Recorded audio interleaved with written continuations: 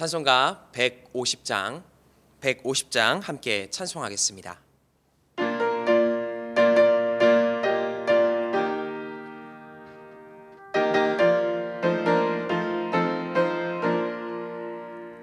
갈보리 산 위에 십자가 섰으니 주가 고난을 당함표라.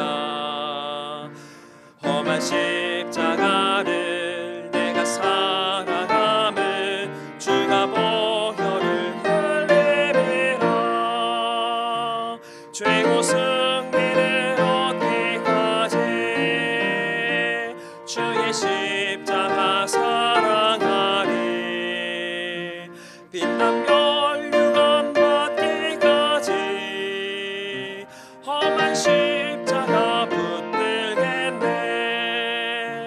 멸시천대 받은 주의 십자가에 나의 마음이 끌리도다.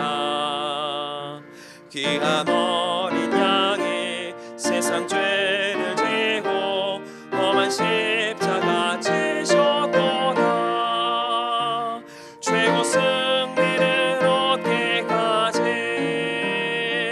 주의 십자가 사랑하리. 빛난 멸류관 받기까지 험한 십자가 붙들겠네.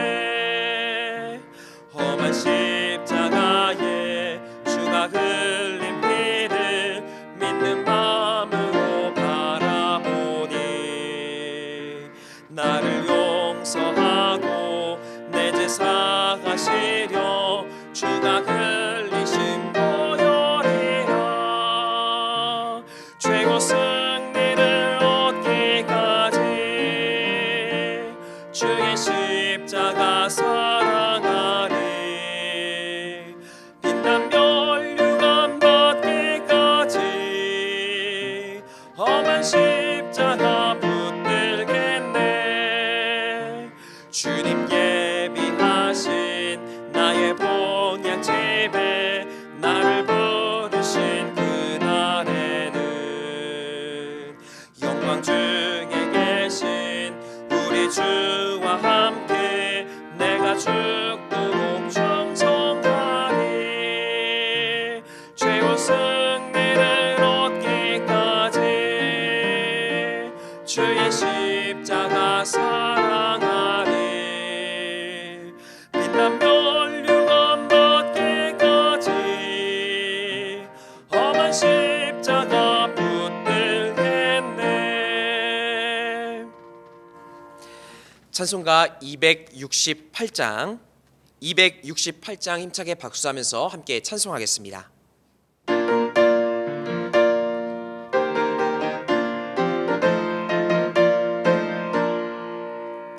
죄에서 자유를 얻게 함은 보혈의 능력. 주의 보혈 시험을 이기고 승리하니 참 놀라운 능력이로다.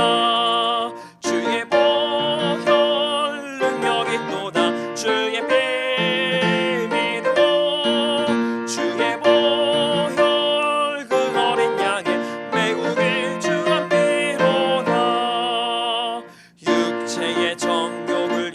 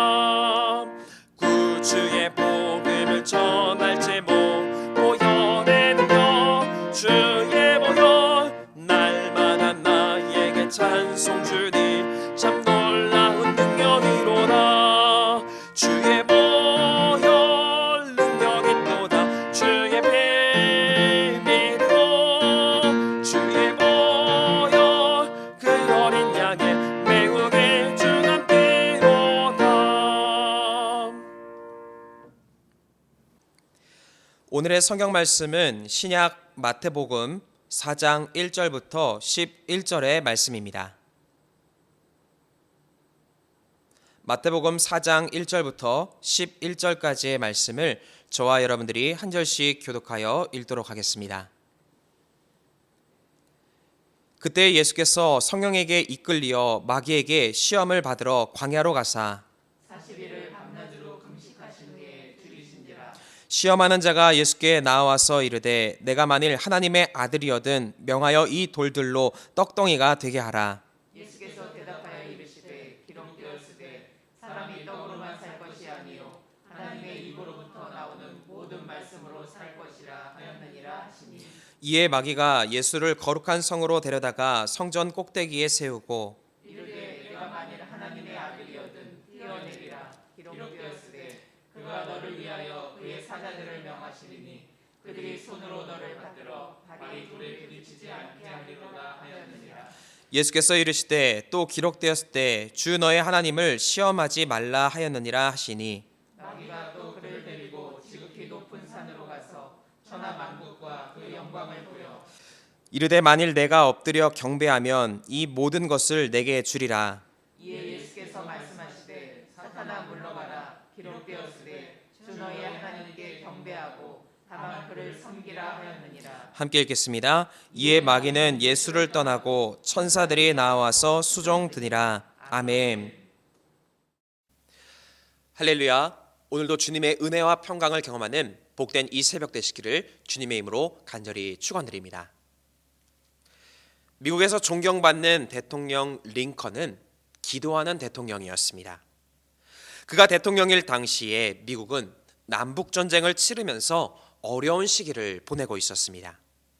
그는 어려운 시기를 이기고자 하나님을 의지하며 더 열심히 기도했습니다. 전쟁에서 자신이 속한 북군, 이 북군이 전세가 불리해졌을 때 그는 전 국민을 향해서 금식 기도를 선포하면서 함께 기도하기를 권면하기도 했습니다. 이처럼 그는 위기 중에 하나님을 의지했습니다. 링컨은 전쟁이 끝난 후에 이렇게 고백을 했습니다. 북군의 승리는 기도의 승리였습니다. 우리에게 유능한 명장이 없었던 것은 오히려 다행이었습니다. 덕분에 우리는 기도로 하나님께 더욱 의지할 수 있었습니다. 때로 위기는 우리의 삶의 방해물로 여겨집니다. 하지만 위기의 유익은 우리가 하나님을 더 찾고 의지할 수 있는 것입니다. 그로 인해서 우리는 사람의 능력이 아니라 하나님의 능력을 힘입는 삶을 경험할 수 있는 것입니다. 오늘 본문은 예수님의 시험 사건을 기록합니다. 결론적으로 이 시험 사건에서 예수님은 마귀의 시험을 이겨내십니다. 어떻게 시험을 이겨내실 수 있었는가? 예수님께서도 시험 앞에서 하나님을 전적으로 의지하셨다라는 겁니다. 삶의 기준을 자신으로 잡지 않고 하나님으로 잡았습니다. 그리고 하나님께서 주신 말씀을 의지하며 시험을 하나씩 이겨가셨던 것입니다. 즉 예수님은 시험 앞에서 하나님을 의지함으로 하나님의 능력을 힘입게 되신 것입니다. 시험 때문에 오히려 더 하나님을 붙잡고 더 하나님을 의지할 수 있다면 시험은 단순히 시험으로 끝나는 것이 아니라 하나님의 능력을 경험하는 거룩한 통로가 되게 된다는 것입니다. 바라기는 우리 앞에 놓여진 시험, 이 시험에서 오히려 하나님의 능력을 발견하는 능력의 시간이 되시기를 주님의 이름으로 간절히 축원드립니다. 그렇다면 시험을 이기기 위해서 우리는 어떻게 주님을 의지해야 하는 것입니까? 먼저 첫 번째로 말씀을 의지해야 하는 것입니다. 우리는 때로 시험을 이기기 위해서 노력합니다. 그리고 시험을 이기기 위해서 먼저 선택하는 노력은 나에게 있는 힘입니다. 하지만 시험은 우리의 판단과 정신을 흐려놓습니다. 평소에는 잘 해결할 수 있던 능력조차 시험으로 인하여서 그 능력을 잃어버리기도 한다는 겁니다. 그렇게 우리는 내 힘으로 시험을 이기려 하는 것이 아니라 바로 완전하신 하나님을 의지해야 하는 것입니다. 오늘 예수님의 시험의 시작은 극한의 상황 속에서 이루어졌습니다. 40일 동안 밤낮으로 금식을 하셨다면 육체적으로는 이미 한계 상황에 다다를 것입니다. 그 힘든 상태가 정신에까지 영향을 줄 수도 있었습니다. 이때 마귀가 예수님에게 만일 하나님의 아들이여든 명하여 이 돌들로 떡덩이가 되게 하라라고 말을 합니다. 이후 예수님이 오병이어의 기적을 일으키신 것을 생각해 보면 돌이 떡으로 변화되는 일, 예수님에게는 불가능한 일이 아니었을 것입니다. 어쩌면 자신의 능력을 드러낼 기회처럼 여겨질 수도 있습니다. 그런데 예수님께서는 이때 4절과 같이 말씀하십니다. 기록되었을 때 사람이 떡으로만 살 것이 아니요 하나님의 입으로부터 나오는 모든 말씀으로 살 것이라. 예수님은 자신이 가진 기적적인 능력으로 시험을 이기려고 하지 않으셨습니다. 하나님의 입으로부터 나오는 그 말씀 안에서 해답을 찾으십니다. 그리고 그로 인해 시험을 이기셨다는 겁니다. 이처럼 시험을 이길 힘은 나에게서부터 나오는 것이 아니라 하나님의 말씀에서 나오는 것입니다. 그렇게 시험이 찾아올 때에 우리는 주님의 말씀에 더 시선을 고정해야 하는 것입니다. 잠언 30장 5절은 기록합니다. 하나님의 말씀은 다 순전하며 하나님은 그를 의지하는 자의 방패시니라. 또한 시편 119편 105절도 고백합니다. 주의 말씀은 내 발의 등이요 내 길의 빛이니이다 라는 것입니다. 분명 주님의 말씀이 우리의 삶에 방패가 되고 또 등불이 되며 참된 생명으로 우리를 인도하여 줍니다. 그러한 의미에서 지금 어떠한 말씀이 나에게 힘과 능력이 되어지고 있으십니까? 바라기는 하나님께서 우리에게 주신 말씀을 의지함으로 시험을 이겨나가시기를 바랍니다. 또한 시험 중에 오히려 하나님의 말씀을 더욱 깊이 알므로써 하나님과 친밀해지는 성숙한 믿음의 길로 나아가시기를 주님의 이름으로 간절히 축원드립니다. 두 번째로 하나님께 순종해야 하는 것입니다. 처음 가는 길은 누구나 어렵습니다. 그런데 만약 그 길을 인도할 수 있는 길잡이가 있다면 어떻겠습니까? 시편 23편의 고백처럼 여호와는 나의 목자시니 내게 부족함이 없으리로다 라는 믿음의 고백이 우리의 입술에서도 나오지 않겠습니까?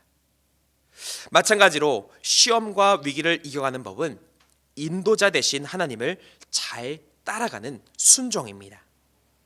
본문 5절부터 7절에는 예수님에게 찾아온 두 번째 시험이 나옵니다. 이 두 번째 시험의 내용의 핵심은 이것입니다. 하나님을 길잡이로 여기며 따르며 순종할 것인가?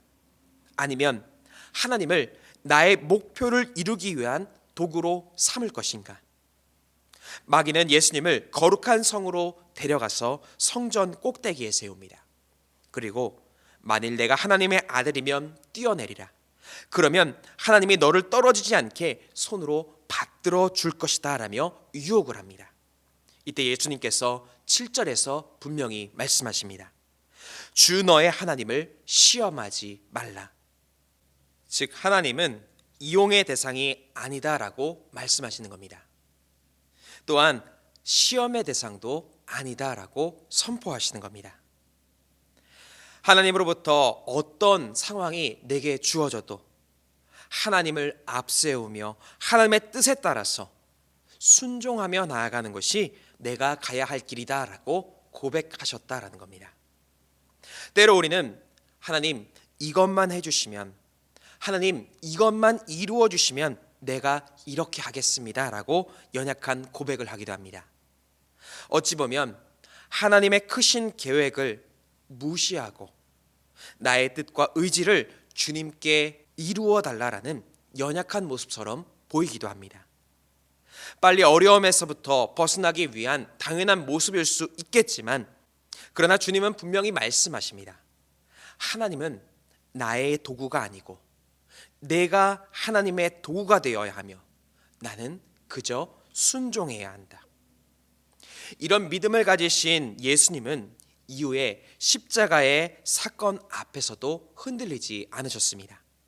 그리고 그 믿음이 부활과 영생의 소망을 우리에게 선물해 주신 것입니다. 위기 중에도 우리의 선택은 하나님을 앞세우고 순종하는 것입니다. 혹 내 이익을 앞세우며 내 뜻을 이루려 했던 욕심의 모습이 내 믿음 안에 있었다면 이 시간 내려놓으시기를 바랍니다. 오히려 하나님을 따라가는 순종에 가장 선한 하나님의 역사가 임하게 되는 줄 믿습니다. 바라기는 오늘도 어렵지만 주님의 뜻에 따라가기 위해서 최선을 다해 살아가시고 그로 인해 결국에 우리를 승리의 길로 인도하시는 하나님의 은혜를 경험하시기를 주님의 이름으로 간절히 축원드립니다. 끝으로 거룩한 꿈을 품어야 하는 것입니다. 여러분은 현재 어떤 꿈을 가지고 계십니까? 자녀들의 학업, 또 평안, 가족의 건강, 코로나의 종식, 현실적인 문제에 대한 소망들을 품고 살아가는 것이 아마도 일반적일 것입니다. 그런데 오늘 본문은 우리에게 더 큰 꿈을 향해 나아가야 한다라고 말씀하십니다. 오늘 본문에 이어 나오는 세 번째 시험에는 예수님이 품으신 소망을 말씀합니다. 마귀는 또 이렇게 예수님을 유혹합니다. 지극히 높은 산으로 가서 천하 만국과 그 영광을 보여 이르되 만일 내게 엎드려 경배하면 이 모든 것을 내게 주리라.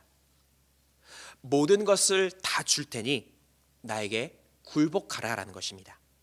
그런데 이때 예수님은 어떻게 답하십니까? 10절은 기록합니다. 사탄아 물러가라.